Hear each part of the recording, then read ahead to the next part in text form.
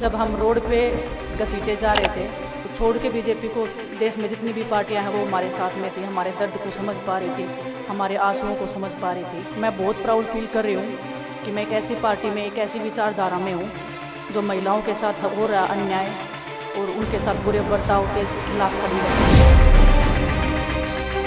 Wrestling में मैंने पूरा कोशिश किया कि मैं जितनी भी महिलाओं को, छोटी बच्चियों को इंस्पायर कर सकती हूँ।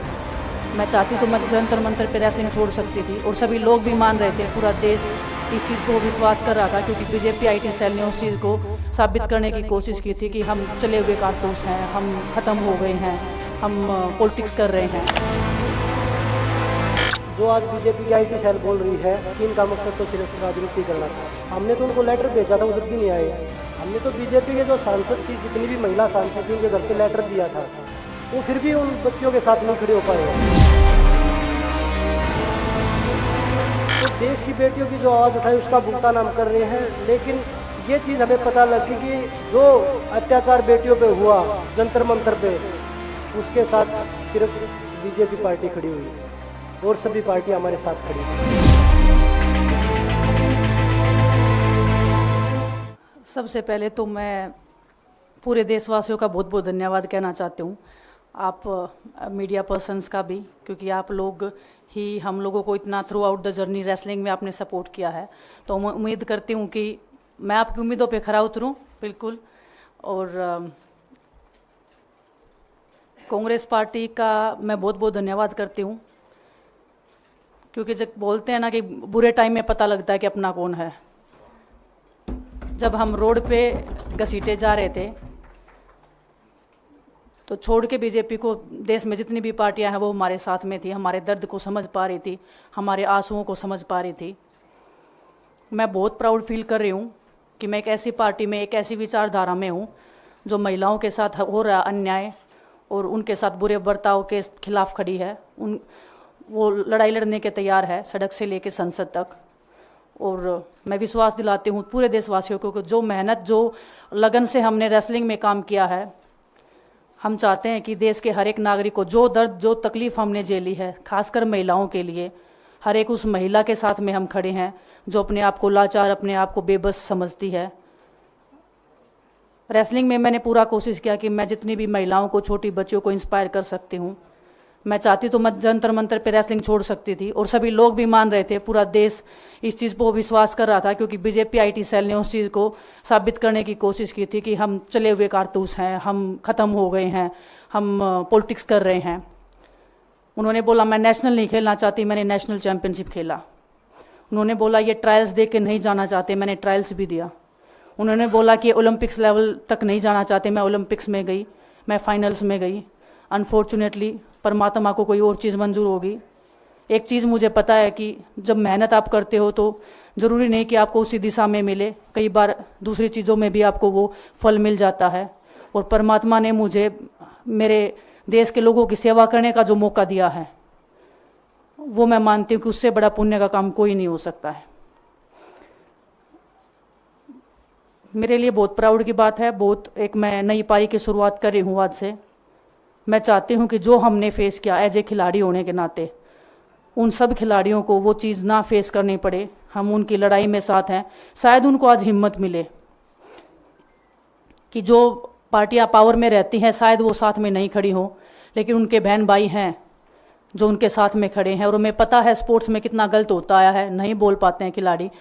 आप हमसे देख लो, बजरंग के ऊपर डोप का बैन लगा दिया 4 साल का, सिर्फ किसी लिए कि सिर्फ उन्होंने आवाज़ उठाई थी हमारे साथ बैठ के। तो उसका भुगतान हम कर रहे हैं, आज तक कर रहे हैं, लेकिन हम डरेंगे नहीं, पीछे नहीं हटेंगे। जो लड़ाई थी वो जारी है, ख़त्म नहीं हुई है। कोर्ट में हमारा केस चल रहा है, वो लड़ाई भी हम जीतेंगे, ज़िंदगी की जंग भी हम जीतेंगे। खेल में जैसे हमने कभी हार नहीं मानी है, तो हम इस नए प्लेटफॉर्म पे जो आ रहे हैं, देश की सेवा का भाव, और सिर्फ बोलने तक सीमित नहीं रहेगा ये। हम दिल से हमने खेल किया है और दिल से हम ये काम करेंगे, जी जान से मेहनत करेंगे, अपने लोगों के बीच में रहेंगे। जो भी हम अपने लोगों का भला कर सकते हैं, चाहे कितना ही % हमारे हाथ में होगा वो हम करने की कोशिश करेंगे। और मैं अपनी बहनों को बताना चाहती हूँ कि आपकी बहन आपके साथ में है, किसी भी मुसीबत में, किसी भी पल, किसी भी क्षण आप ऐसे मत समझना कोई भी आपके साथ में नहीं है। जब कोई नहीं खड़ा होगा तो मैं आपके साथ में ज़रूर खड़ी रहूँगी, कांग्रेस पार्टी आपके साथ में ज़रूर खड़ी रहेगी। ये हमने फील किया था और मैं वादे से कह सकती हूँ, दावे से कह सकती हूँ कि बिल्कुल आपके साथ भी खड़े रहेंगे। बहुत बहुत धन्यवाद आप सबका। धन्यवाद दिनेश जी। मैं बजरंग पुनिया जी से आग्रह करूंगा कि वो अपने विचार आपके सामने रखें।